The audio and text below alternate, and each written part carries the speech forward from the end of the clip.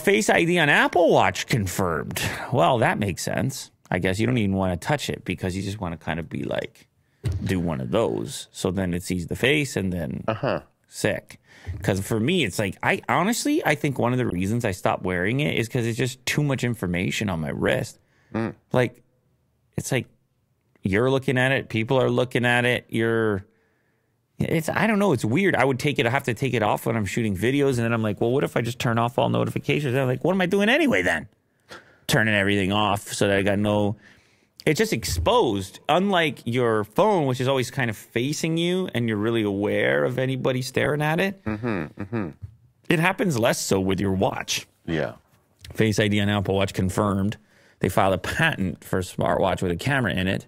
Apple just filed the patent, widely rumored to have been in the works since 2016. Apple's been trying to work a camera into the Apple Watch design without needing to significantly change the form factor. And personally, after looking at rotatable cameras and watch straps and quick release mechanisms to get your watch unit and take a picture, in my opinion, this is the closest the company has got. Yeah, because it's been pretty ugly so far. You've had like third-party products, and there have been some ways of doing it, but it gets bulky and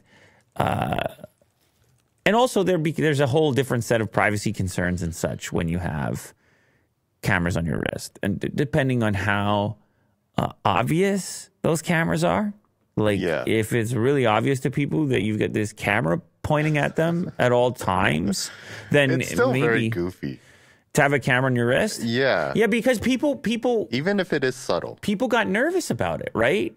Dude, even if you didn't see it, if we all just knew there were cameras on our wrists all the time, it's just an uncomfortable feeling.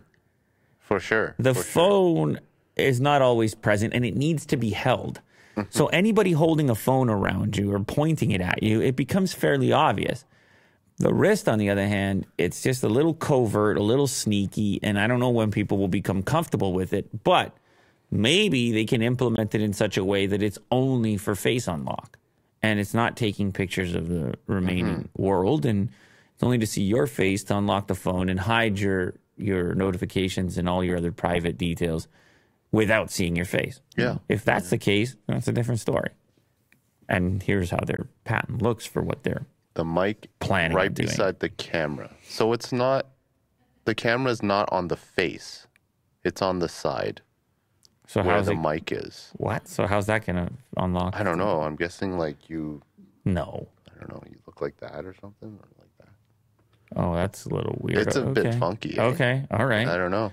I don't know how they're going to... Maybe they're going to have to move... Oh, actually... Like straight down the arm. So you go like this. This guy really likes to show his tattoo, eh? Well, I mean, you pay a few bucks for those things. Those tattoos, right? Yeah. What do you got to do? You got to shave the arm after? You got to keep it. You got to keep it. Maybe there might be no arm hair there. For me, if you're going to see that tattoo, because that tattoo in particular is just going to look like more arm hair on my arm. Yeah. Do you know what I'm saying? It's going to look like just thicker arm hair. Yeah. Yeah.